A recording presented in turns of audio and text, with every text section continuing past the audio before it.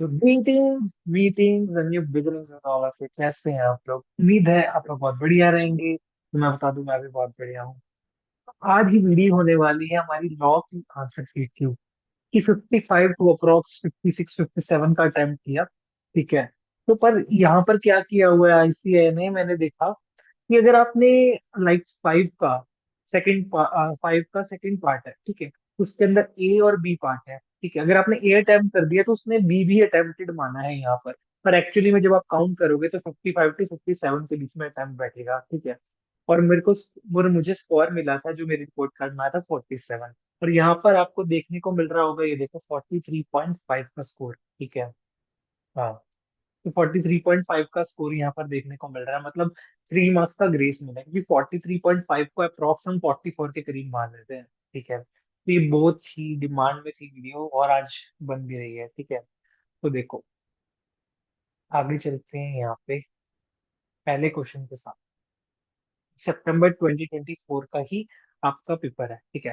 तो मैंने कॉन्ट्रैक्ट बिल्कुल छोड़ रखा था, कॉन्ट्रैक्ट का एक भी क्वेश्चन नहीं किया। एक क्वेश्चन किया था, जो आपका क्वेश्चन वाला क्वेश्चन है, लास्ट में जाके किया था, 2 मार्क्स का क्वेश्चन था। मैं वो भी दिखाऊंगा आपको, ठीक है। तो यहाँ पे देखो, सबसे पहले कंपनीज एक्ट किया, तो वो कंपनीज एक्ट में से केस स्टडी अटेम्प्ट किए हैं यहाँ पे, ठीक है। पर जो लोग कहते हैं ना गर्ल्स सेक्शन लिखने के 0 मार्क्स मिलते हैं, ऐसा नहीं है भाई। मैं कंफ्यूज हो गया था। कंफ्यूज क्या हो गया था मैंने, मतलब जैसे मेरे दिमाग में 62 इसका जो सेक्शन लगना था ना यहाँ पे, फॉर 1% कंपनी का सेक्शन 2 सब सेक्शन 62 लगना था, जबकि मैंने 62 लिख दिया यहाँ पे, ठीक है। 2 मिस कर दिए यहाँ पे, तो फिर भी यहाँ पर नंबर नहीं घटा। आपको दिखाते हैं नंबर। तो ये आपका आएगा जी, कंपल्सरी क्वेश्चन था। और ये देखो, यहाँ पर मैंने अटेम्प्ट किया है फर्स्ट के बी का फर्स्ट। तो 4 में से 2.5 नंबर मिले हैं, ठीक है। कैसे मिले हैं देख लेते हैं।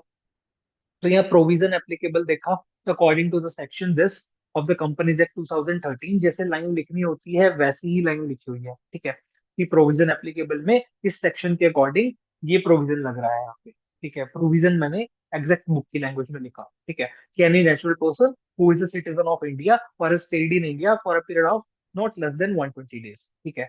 तो ये प्रोविजन यहाँ लगना था, एग्जैक्ट बुक की लैंग्वेज में ही प्रोविजन लिखा है। नीचे दिखा दिए दोनों option, becoming a member, 1% company और अ नॉमिनी, ठीक है। मतलब जो जो रिक्वायरमेंट थी क्वेश्चन की वो फुलफिल करी। अब आया फैक्ट्स की बारी। तो भाई मैंने रिटर्न प्रैक्टिस नहीं करी थी, तो इस कारण भाई फैक्ट्स ऑफ द केस को बहुत लंबा खींच दिया। एक पेज पूरा भर दिया फैक्ट्स का, और फैक्ट्स में भी देखने को यहाँ मिल रहा है कि भाई 1 नंबर मिल गया, ठीक है। फैक्ट्स का वैसे नंबर पता नहीं, ज्यादातर बच्चे कहते हैं कि नहीं मिलता, पर यहाँ पर मेरे को फैक्ट्स में 1 नंबर देखने को मिलता है ना। यहाँ पे आपको फैक्ट्स का दिख रहा होगा क्वेश्चन। आप चाहो तो क्वेश्चन पेपर आप आपके पास होगा तो खोल के चेक भी कर सकते हो, ठीक है। ये आपका है। तो इस क्वेश्चन में हमें 2.5 मिला, जबकि कंक्लूजन पे उन्होंने, यहाँ पे कंक्लूजन पे लास्ट में क्लोज किया हुआ है। अब ये नहीं पता क्यों किया हुआ है, ठीक है। मैंने वैसे अब चेक भी नहीं करा, पर इसका जहां तक मेरे को लग रहा है ना, कि मैंने फैक्ट्स में ही एक तरह से कंक्लूजन निकाल दिया था, कंक्लूजन 2 बार लिखा, जिस वजह से फैक्ट्स का उन्होंने 1 नंबर दे दिया मुझे, कि उसमें उसी में ही उनको कंक्लूजन मिल गया था, जबकि लिखा कंक्लूजन मैंने बाद में था, ठीक है, जिस वजह से उसमें कट पड़ा है। पर जो भी है, 4 में से 2.5 नंबर तो ठीक है क्वेश्चन में, है ना। फिर आ जाओ जी नेक्स्ट क्वेश्चन पे। ये क्वेश्चन है आपका 3 नंबर का, डोरमेंट कंपनी का क्वेश्चन। तो डोरमेंट कंपनी का सेक्शन 455 लगता है कंपनीज एक्ट 2013, ठीक है। तो यहाँ पर मैंने सेक्शन लिखा है, सेक्शन मेंशन करने के मार्क्स होते हैं, अलग से टिक नहीं पड़ेगा सेक्शन पे, पर वैसे मार्क्स होते हैं सेक्शन के। तो सेक्शन लिखने का बहुत ज्यादा फायदा है, आपको लिखना चाहिए सेक्शन, ठीक है। तो सेक्शन के लिए अलग से वीडियो क्या बनाऊं, मैं बस इतना कहूंगा कि भाई सेक्शन गलत भी लिख दोगे, पर मैं जान के नहीं कह रहा कि गलत लिख देना, अगर जल्दबाजी में गलत हो जाता है तो उसके बारे में सोचना मत, क्योंकि मैं भी सोचता रहा था गलत हो गया तो 0 मिलेंगे, 0 नहीं मिलते, आपने देख लिया यहाँ पे आपकी क्वेरी होगी रिजॉल्व, ठीक है। पर यहाँ सही सेक्शन लिखा हुआ है, सही सेक्शन का एडवांटेज, यहाँ पे 3 में से 2.5 अप्रोक्स फुल के बराबर, मतलब 3 में से 3, आधा नंबर। आधा नंबर तो यार उन्होंने ग्रेस से जोड़ के 3 नंबर की ग्रेस दे दी, उसमें पूरे हो जाते हैं वो, है ना। यहाँ पर एग्जैक्ट बुक की लैंग्वेज की कोशिश, where a company has been got incorporated under this act for a future project or to hold an asset or an intellectual property and does not have a significant accounting transaction, ठीक है। मतलब जैसे जैसे para book में divided था, तो last में यहाँ पे इनएक्टिव कंपनी का भी पैराग्राफ था, वो भी लिखा, ठीक है। एप्लीकेशन का भी ऊपर है, तो एप्लीकेशन का भी लिखा। ठीक है, मतलब जो जो बुक में था वो लिखा, राइटिंग ऐसा गंदी हो गई, पर बुक लैंग्वेज में लिखा है, ठीक है जी। और यहाँ सिग्निफिकेंट अकाउंटिंग ट्रांजेक्शन था, कि भाई सिग्निफिकेंट अकाउंटिंग ट्रांजेक्शन में क्या क्या नहीं आता, ठीक है। ये चार चीजें नहीं आती: payment of fees to the registrar, payment made to fulfil the requirements of this act और एनी अदर एक्ट। तो ये जितनी भी चार रिक्वायरमेंट्स थी, एग्जैक्ट टू एग्जैक्ट लिखने की कोशिश करी है। अब वही कह रहा हूँ कि भाई बुक लैंग्वेज लिखनी। अब बुक लैंग्वेज कैसे याद करनी, ये क्वेश्चन आता है, ठीक है। बुक लैंग्वेज याद करने का सिंपल सा है कि भाई आप क्रैम करने की कोशिश करो, आप बोल बोल के याद करो उस चीज को, ठीक है। बुक लैंग्वेज को याद करने का ये तरीका कि आपको बोल बोल के याद करना है। फिर बोल बोल के हर कोई याद नहीं कर पाता, अब भाई मल्टीपल टाइम्स याद करना है, एक बार में नहीं होगा। कम से कम आपके पास अगर एक महीना है ना, यही जो गिने चुने चैप्टर्स है कॉन्ट्रैक्ट के अलावा, आप उनको अच्छी तरह से करो, ठीक है।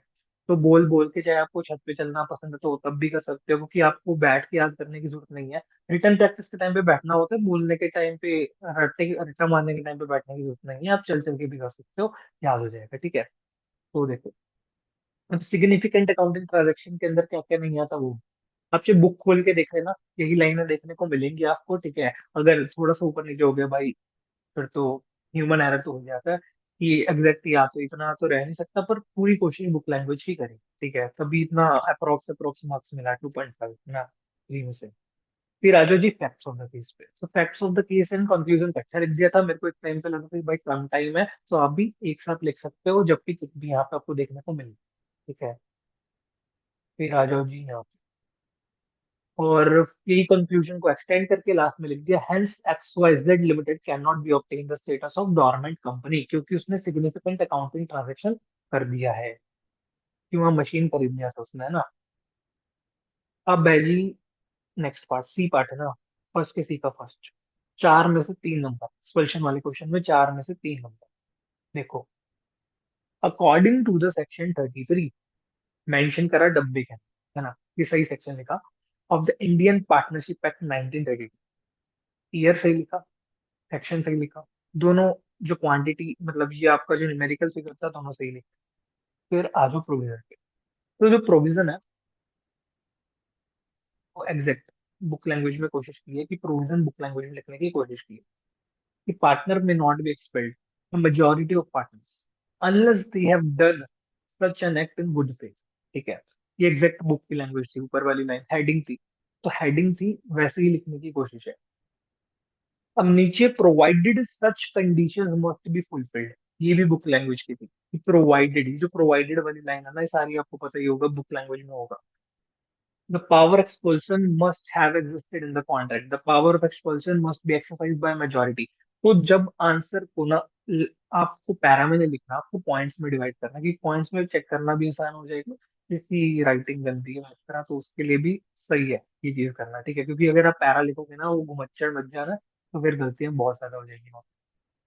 तो यहाँ पे आप देख सकते हो, साफ सफाई का ध्यान मैंने थोड़ा खुला खुला लिख के किया है, और बाकी पॉइंट्स में आंसर लिखा है, ताकि पैरा लिखेंगे तो भाई गलतियां हो जाती है कहीं ना कहीं, ठीक है।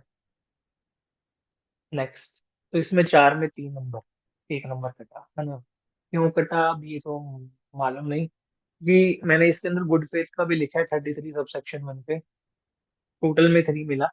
तो जो सेकंड पार्ट था, लाइबिलिटी सीज हो जाएगी क्या, उसमें 0 मिला, क्योंकि उसमें मैंने एक चीज नहीं लिखी थी, जो कि आपकी क्या होती है, मेन पॉइंट था उसके अंदर था मेन पॉइंट एक था, पब्लिक नोटिस, हाँ पब्लिक नोटिस वाली लाइन नहीं लिखी, तब भी यहाँ पे नंबर 0 मिला, है ना। गलतियां भी साथ साथ दिखी, यहाँ पे 0 मिला, सेकंड पार्ट में 2 में से 0, ऑल राइट। सेकंड का ई, ये है जी, इसमें मिले हैं 14.5, अप्रोक्स 15/20, 2 नंबर का छोड़ भी दिया था, तो अब मान के चलो 18 में से 14, मतलब 4 नंबर काट ली, ऑल राइट, कोई बात नहीं, सही मिले। तो अब आ जाओ जी केस स्टडी। केस स्टडी तो भाई मैं डायरेक्ट क्वेश्चन दिखाऊंगा अभी आपको, डायरेक्ट क्वेश्चन का क्या फायदा होता है। केस स्टडी में तो चलो फिर भी यहाँ 1.5 नंबर कटा हुआ है, ठीक है, कोई ना कोई गलती है। प्रोविजन एप्लीकेबल, अब डिस्क्रिप्शन वाला लिखना था यहाँ पे, आपका छत्तीसगढ़ राइस वाला था। तो according to the section 15, section लिखा, sale of goods act, year याद नहीं आ रहा तो ईयर नहीं लिखा, सेल ऑफ गुड्स एक्ट लिखा। तो फिर अब यहाँ पे ये देखो चीज, if you contract to sell peas you can not compel buyer to take beans. ये लाइन बुक की याद थी, एग्जैक्ट वही लाइन लिखी, और कहीं ना कहीं टिक भी इसी लाइन। और फिर अगला पॉइंट बना के, यहाँ पे पॉइंट का नंबर नहीं लिखा पर पॉइंट बनाने की कोशिश करी एरो डाल के, कि भाई it means the buyer is not bound to accept the goods which do not tally with the description as provided under the contract. ये भी बुक में से एक लाइन, मतलब अगर आप सारी पैराग्राफ याद नहीं कर रहे ना, बुक का प्रोविजन सारा का सारा याद नहीं कर रहे, तो उसमें से पॉइंट्स हाईलाइट कर लो, पॉइंट्स बना दो, अलग अलग डिवाइड कर दो, जो इंपॉर्टेंट लाइंस लग रही है, जैसे मेरे को इंपॉर्टेंट लाइन लग रही थी, मैंने इनके पॉइंट बना के लिख दिया, अगर पूरा पैराग्राफ याद नहीं, ठीक है, क्योंकि मेरे को डिस्क्रिप्शन के बारे में बताना, कहीं ना कुछ तो बताना है डिस्क्रिप्शन के बारे में। तो जैसे यहाँ पर ये चीज चाहिए नहीं थी, पर मैंने सेक्शन 16 सब सेक्शन 1 लिख दिया था कि condition as to quality and fitness, जबकि इसकी जरूरत नहीं थी यहाँ पे, ठीक है, फिर भी लिख दिया। फिर भी यहाँ पर टिक तो है, क्योंकि कहीं ना कहीं टीचर को लगा होगा कि भाई अंडरस्टैंडेबल है, कहीं ना कहीं है, क्योंकि ये क्वेश्चन जो था ना, कि आपकी बुक के पीछे बैक एक्सरसाइज में ऐसा ऐसा क्वेश्चन था, तो उसमें ये आंसर दिया हुआ था ऐसा, तो मैंने एग्जैक्ट आंसर लिखने की कोशिश करी वहां पे, है ना। तो आ जाओ जी facts of the case. Facts of the case लिखा, वही क्वेश्चन को चेपा पूरा का पूरा, जबकि फैक्ट्स पे भी टिक है, फैक्ट्स के ऊपर टिक मारा हुआ जी, ठीक है। फिर आओ कंक्लूजन पे।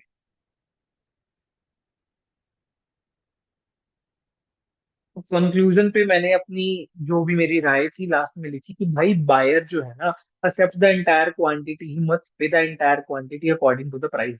अब यहाँ पे उसने रेमेडी की बात करी थी, अब मेरे को रेमेडी समझ नहीं आई थी कि क्या लिखूं रेमेडी, तो मैं रेमेडी की जगह मेरे दिमाग में क्वांटिटी वाली जो चीज थी ना वो आई थी, फिर मैंने रेमेडी के नाम पे ये चीज लिखी थी।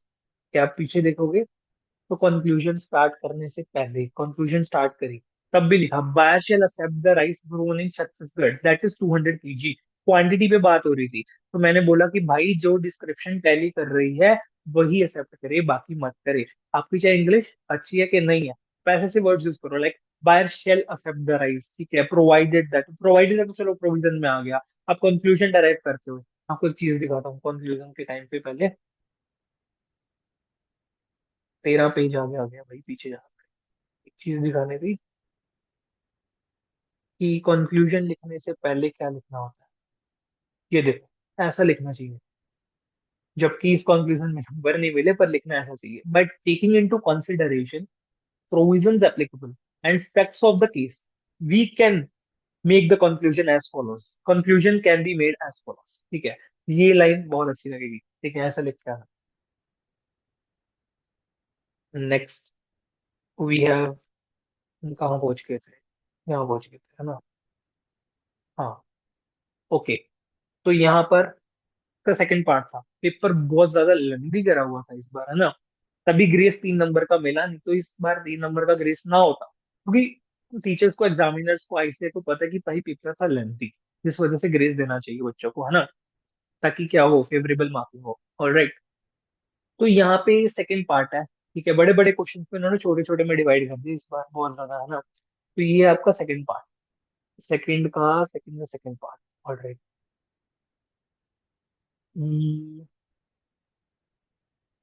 सेकंड के एक सेकंड है ना, हाँ जी, यही है। ऑलराइट, तो यहाँ पे भी 3 में से 2.5, अप्रॉक्स फुल, क्या बात है, सही है। ये इस क्वेश्चन में मिला, ऊपर वाले में जो भी पढ़ा उसमें 4 में 2.5 मिला था, यहाँ पर आपको 3 में 2.5 मिला, क्योंकि यहाँ पर एग्जैक्ट एग्जैक्ट मैच हो रही है चीजें, ठीक है, ऊपर वाले में कुछ ना कुछ गलती हुई होगी, है ना। तो यहाँ पे सेक्शन 10 सेल ऑफ गुड्स का, कि जो बोलता है भाई वैल्यूएशन का, where price has to be fixed by the third party, ये क्लियर लाइन हाईलाइट कर, ये फायदा हुआ। फिर नीचे 1.5 यहाँ मिला हुआ है, 2K का स्टेप 1, तो टोटल 2.5 उन्होंने यहाँ पे दे दी, ठीक है। और यहाँ पे देखो पॉइंट्स में, फिर से पॉइंट्स में, मतलब third party stop by either of the parties to make such valuation, the party at fault shall be liable, जो जो बुक में थे lines, exact line to line आप देख सकते हो, in case buyer has received and appropriated the goods, he shall pay a reasonable price for them in any eventuality. आपने ये लाइंस देखी होंगी, तभी अप्रॉक्स फुल फुल के करीब मार्क्स हैं यहाँ पे, है ना। तो आप देख रहे हो कि बुक लैंग्वेज का कितना फर्क पड़ता है, चाहे राइटिंग आपकी अच्छी है कि नहीं है, चाहे आपने लिखा कैसा है, don't matter, but book language matters a lot, है ना। तो कहीं पे भी क्रॉस नहीं दिख रहा है यहाँ पे, टिक ही दिख रहा है, या कटे हैं, साइलेंट मार्क्स कटे हैं विदाउट क्रॉस, है ना। फैक्ट्स एंड कंक्लूजन, फैक्ट्स और कंक्लूजन इकट्ठा लिखा है क्योंकि टाइम नहीं था उस टाइम पे, ठीक है। Since delivery is not made here, therefore the property of the laptop will remain with Kartik. अब इसमें ना प्रोविजन के दो पॉइंट्स एक साथ लग रहे थे, कौन सा पॉइंट कहाँ लग रहा है वो दिखाया। But as such any but as such any calls to वसंत बायर, अगर कोई डैमेज कॉज हो रहा है, कोई लॉस कॉज हो रहा है, तो his non completion of the project will be borne by Vasant. ये भी आपने अभी देखा ना प्रोविजन में, कि यहाँ पे एनी इवेंचुअलिटी वाला केस था, है ना। तो कोई लॉस भी बियर करना था, वो वाला केस भी था, ये रहा। Any party at fault shall be liable, तो जो पार्टी जिसने कोई फॉल्ट किया है वो लायबल होगी, जो पार्टी जिसका फॉल्ट नहीं है उसको, ठीक है। तो यही प्रोविजन लग गया कहाँ पे, कंक्लूजन में, है ना। तो जो बस आपको केस दिया है ना उसको समझो, प्रोविजन के साथ मैच करो, प्रोविजन मैच करके जब जहाँ पे जो लाइन मैच हो रही है वैसे कंक्लूजन भी वैसा आएगा, ठीक है। तो कंक्लूजन निकालने का तरीका यही है कि प्रोविजन को और फैक्ट्स को दोनों को अंडरस्टैंड करना पड़ेगा।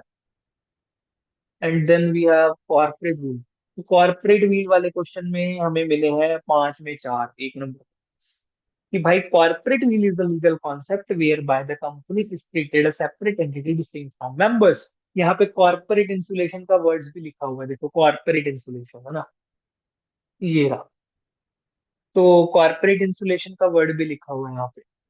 फिर कहीं कहीं ऐसा केस होता है जहाँ पे इसको कॉर्पोरेट बिल्कुल लिफ्ट किया जाता है, अब वो देखो यहाँ पे, book language exact, to determine the character of the company, whether enemy or whether a friend or co-enemy, exact book language, exact to exact book language, है ना।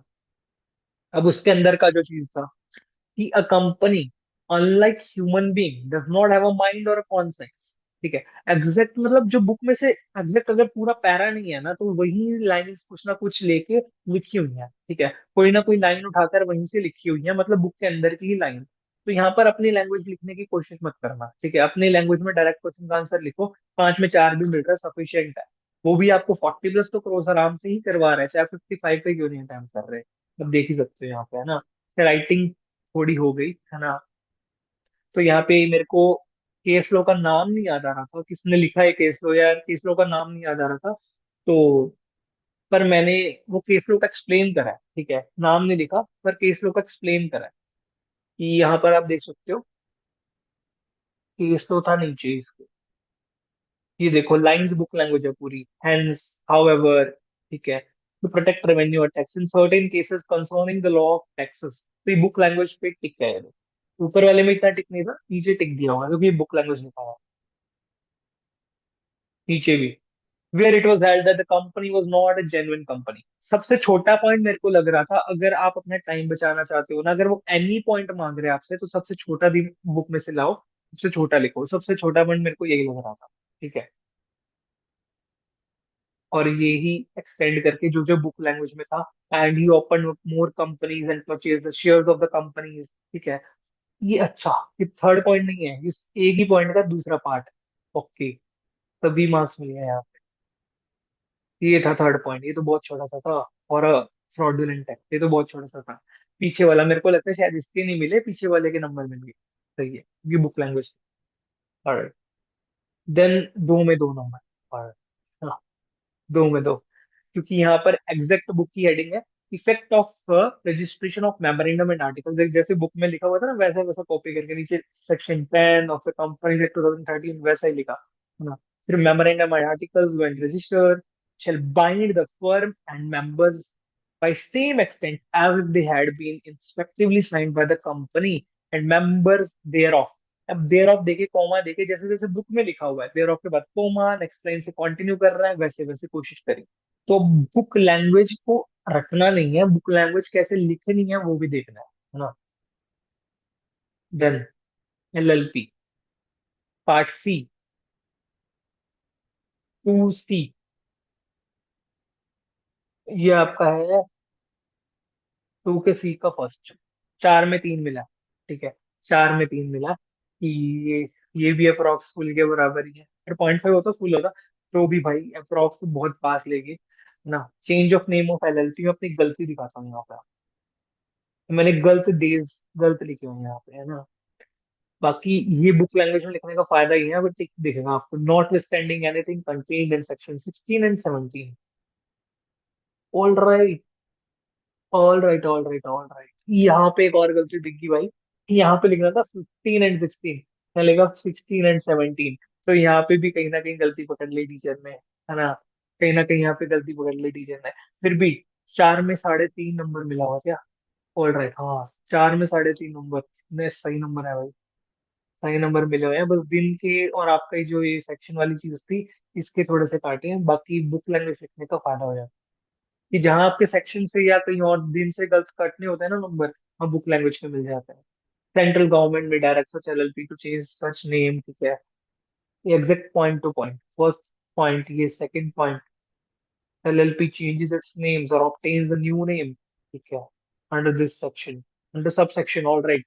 पीछे देखो सब सेक्शन भी लिखा हुआ है, तेरा सब सेक्शन 1, ये याद रहना ना बहुत ज्यादा वो चीज है ना, मुश्किल, को बार बार रट रट के फिर ये चीजें दिमाग में आएंगी। अब थर्ड पॉइंट, कितना लेंथ हो गया आंसर, चाहे खुला खुला लिखा हो, 3 पेज में आंसर कवर करा है, तभी भाई इसमें मिला है 3 में 2.5 नंबर मिला है ना। हाँ, 3 में 2.5 मिला है, 4 है, सॉरी, 4 में 3.5 मिला है। हाँ, देखो भाई साहब, फिर आ जाओ चौथे क्वेश्चन पे, क्योंकि फोर्थ क्वेश्चन तो किया नहीं हमने, क्योंकि सॉरी, थर्ड क्वेश्चन नहीं किया, फोर्थ किया। थर्ड ऑप्शन में छोड़ दिया कि उसमें सारी केस स्टडीज थी, और मैंने आपको पहले ही अपनी वीडियोस में बोला कि भाई डायरेक्ट क्वेश्चन अटेम्प्ट करें ना। फोर्थ का बी, कितने नंबर है इसमें? ए स्किप किया हुआ है, नॉट अटेम्प्टेड, ऑल राइट, क्योंकि केस स्टडी होगी कोई ना कोई। 4 में 3, देखो 4 में 3, क्या बात। तो ये section 138 of the negotiable instrument section लिखा। फिर उसके बाद आपका जो नेगोशिएबल इंस्ट्रूमेंट के बारे में क्या पूछना है हमसे, डिसओनर वाला केस पूछ रहा है। तो जितना क्वेश्चन ने आपने मांगा था ना, नीचे सेक्शन 139 और 140 नहीं लिखना था, इसके अंदर कई बच्चे लिख के आए थे जिनकी मैंने आरटीआई देखी थी, तो इसमें पूछा ही नहीं, जितना पूछा उतना लिखो, ठीक है, अगर ज्यादा लिख दोगे तो और नंबर कम हो जाएंगे, है ना। वही टीचर ने जितना मांगा है, जितना एग्जामिनर चाह रहा है, उतना ही लिखो, उतना ही लिखा है यहाँ पे, ठीक है। To make a payment of certain sum of money on another day, on another person from that account, exact मतलब फॉलो, देखो कैसा हो रहा है जी, to discharge a legally enforceable debt or liability, है ना। तो follow as real wise as in book, वैसा हो रहा है फॉलो। तो जैसे जैसे बुक में है वैसा वैसा आपने फॉलो करना है, आगे पीछे नहीं करना, जैसे जैसे फॉलो करोगे टीचर को समझ आएगा, पहले ये चीज है फिर ये चीज है, सीरियल वाइज आपने लिखा है, और एग्जैक्ट इन बुक लैंग्वेज लिखा है, ठीक है। He can not be punishable unless, exact book की लाइन है, हेडिंग को हाईलाइट करा बुक की, मेरे को दिखाना है एग्जामिनर को कि भाई ये बुक की लैंग्वेज है, मैंने हाईलाइट किया। फिर यहाँ पे फर्स्ट पॉइंट, सेकंड पॉइंट, कि भाई presentment of cheque within validity period, ठीक है। तो भाई मेरे को मेरी राइटिंग में थोड़ा सा वो हो रहा है इस टाइम पे, क्योंकि मेरे को आपको देख के लग भी रहा होगा राइटिंग नहीं है सही, पर बुक लैंग्वेज सब कर देता है कवर, ठीक है, बुक की लैंग्वेज लिखो सब कवर है। यहाँ पे मैंने टीचर को बताया भाई, आगे भी देख लेना, ऑन नेक्स्ट पेज लिखा हुआ है, ठीक है, भूल मत जाना।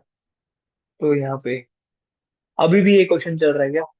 हाँ, अभी भी ये क्वेश्चन चल रहा है, इतना लंबा एक्सटेंड, खुला खुला लिखने का ये फायदा होता है, आगे एक्सटेंड कर सकते हो थर्ड पॉइंट तक।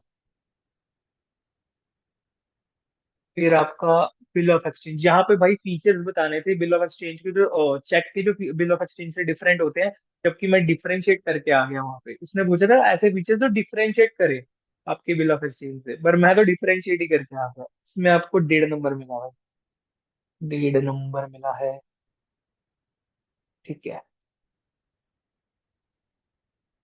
कौन सा पार्ट है ये आपका? सेकंड ए, एक सेकंड चेक कर लेते हैं ये क्वेश्चन।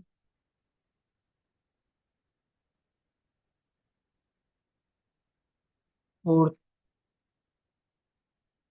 अच्छा, समझ गया, इसने ए और बी पार्ट जो डिवाइड किया हुआ है ना, वो 25 साथ में नंबर दिए हैं, इसके ग्रेड है 1.5।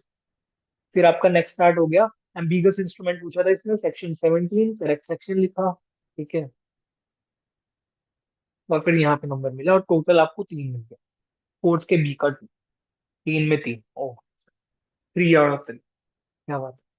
फिर यहाँ पे 6 में 5 मिला है।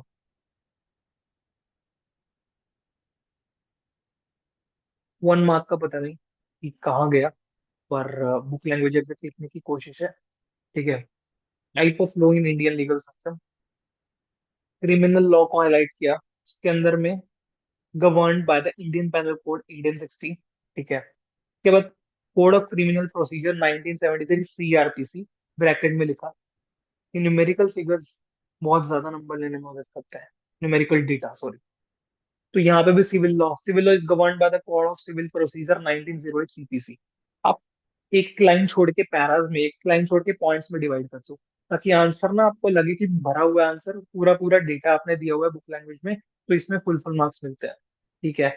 मेरा जो इसमें कटा होगा ना, सिविल लॉ में भी मैंने मेंशन करे 4 टाइप के, law of contract, law of tort, property law, family law. देख पाओ, आप देख पा रहे होगे कि बुक लैंग्वेज की कोशिश है।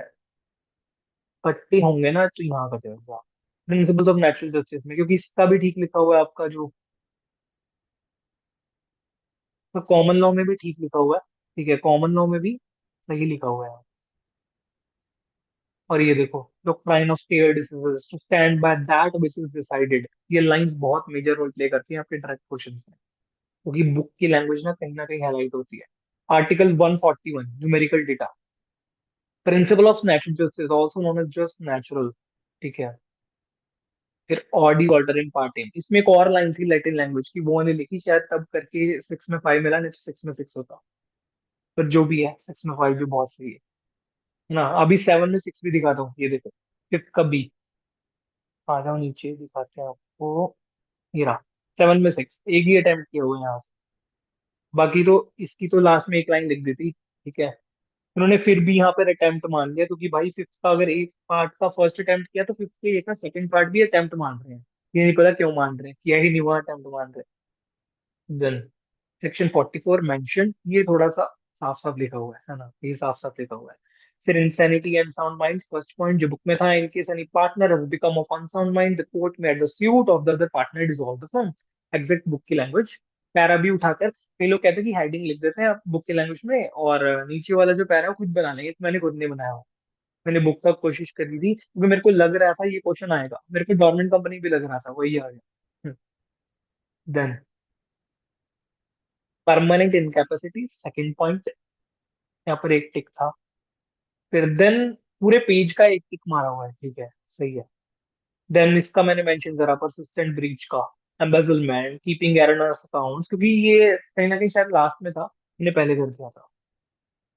ठीक है। मिसकंडक्ट भी, जैसे जैसे प्रिजुडिशियल अफेक्ट, ये सारी बुक में आपको दिखेंगी ये सारी चीजें। ठीक है, खुद बनाई हुई चीजें नहीं है।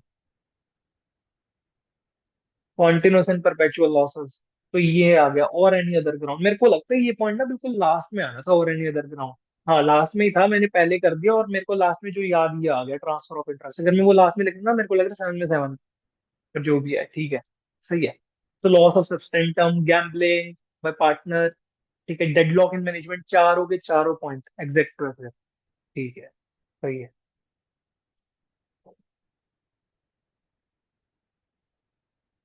राइटिंग की धज्जियां उड़ा दी है। ठीक है, फिर भी सही है। नेक्स्ट, अब आगे लास्ट क्वेश्चन। क्या बात। का सी का सेकंड। ऑल राइट, क्योंकि मेरे को केस स्टडी से नहीं उलझना था। केस स्टडी इतना टाइम नहीं होगा कि केस स्टडी बनाओ, सोचो, फिर प्रोविजन लिखो। केस स्टडीज नहीं करनी थी, कर ली थी। अब डायरेक्ट क्वेश्चंस की बारी थी, तो डायरेक्ट क्वेश्चंस, क्योंकि मैंने 55 का अटेम्प्ट करना था, डायरेक्टली कॉन्ट्रैक्ट के अलावा सारा गया था, तो भाई डायरेक्ट क्वेश्चंस भी फोकस करना था। सिक्स से सी का second, as per section 37 of the sale of goods act, ये क्वांटिटी वाली चीज पूछ रहा था। तो पहला आपका एक्सेस क्वांटिटी डिलीवर्ड है। ठीक है, in case buyers both the less quantity, एक बार एक्सेस क्वांटिटी, एक बार लेस क्वांटिटी, अगर कोई और चीज मिल गई हो फिर भी। इस क्वेश्चन में भी बुक की कोशिश करी है, वही कहीं ना कहीं चूक हो गई है मेरे को लग रहा है, तब भी इसने मेरे को कितना दिया, 6 के सी का सेकंड है ना। 3 में 1.5 मिला। ठीक है, 3 में 1.5, ऑल राइट। 1.5 पता नहीं कहाँ कटा होगा, यहाँ भी कटा होगा, कोई बात नहीं, वो ग्रेस से कवर होगी। हाँ, आज को तो सेक्शन 15, ये आपका क्वेश्चन वाला था, मैंने कहा ना कॉन्ट्रैक्ट एक ही 2 नंबर का करा, तो ये मैंने छोटा सा ही लिखा है, यहाँ से लेके बस इतना। और इसमें दो में 1.5 मिनट। भाई साहब, सेक्शन लिखने का फायदा, सेक्शन 15, और committing authority to commit any act, जो कि हाईलाइट कर दो कॉमास में। ठीक है, section number and highlight your main statement in जो कॉलम्स के अंदर, ताकि टीचर को हाईलाइट हो जाए। सही है। देन प्रोविजन एप्लीकेबल, ये आपका लास्ट अटेम्प्ट जो किया था, मैंने आपको बोला ना एक क्वेश्चन में, मैं कहते हैं ना कि पार्टली प्रोविजन लिख दो नंबर नहीं मिलते, पर यहाँ देखो पार्ट सिर्फ प्रोविजन लिखा है, सेक्शन लिखा है। ठीक है, यही क्वांटिटी वाली चीज थी क्या? ये आपकी थी जी provision applicable, sale of goods के तहत। ओके, अप्रूवल बेसिस वाली सेल आई है, अप्रूवल बेसिस वाली केस स्टडी थी आपकी, ये फिफ्थ का ए पार्ट। ये केस स्टडी मैंने सोचा नहीं, मेरे को बस मेरे को पता लग गया कि ये प्रोविजन आएगा लास्ट के 1 मिनट में, बस लिख दिया, एक नंबर मिल गया 1 मिनट का। ठीक है, लास्ट में तो बस, थर्ड तो आपको पता ही है, बस टीचर लेने आ गया। फिर यहाँ पे तो भाई मैंने टीचर में से शीट लेने आ गया, और मैंने तो भाई फिर लास्ट में बस एक लाइन लिख दी किसी भी क्वेश्चन। तो ये पूरी शीट देख लिया आपने। ठीक है, सही शीट है। ठीक है जी, आपने देख लिए होंगे सारे, 55 का 10 की 47 कैसे आया। ठीक है, और यहाँ पर साफ सफाई का थोड़ा बहुत ध्यान रखा है, बाकी राइटिंग तो आपको पता लगेगी कैसी है। ठीक है, अब मैं एज अ थ्योरिटिकल मैंने अभी याद नहीं कर रही चीजें, नहीं तो मैं आपको सारा बताता इस चीज का एनालाइज करके। पर मैं आपको मेन चीज दिखाना चाहता कि भाई आ सकते हैं मार्क्स, ऐसा ऐसा लिख के आना, बुक की लैंग्वेज में लिखो, सेक्शंस लिखो, कैसे याद करना है वो भी बता दिया, चलते फिरते कर लो। ठीक है, सेक्शंस कैसे याद करना है वो भी ऐसे ही क्रैम कर करके ही याद होंगे। ठीक है, गर्ल सेक्शन लिख दिया, ऊपर के बाद पहले ही दिमाग में मत रखना कि गर्ल सेक्शन लिख दे, सारे सेक्शन अच्छी तरह से एक्यूरेसी के साथ याद करना। ठीक है, तो आपको शीट तो देखने को मिल ही होगी।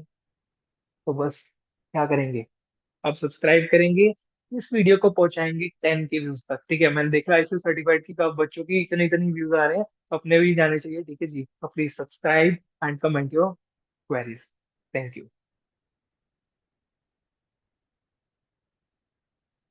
और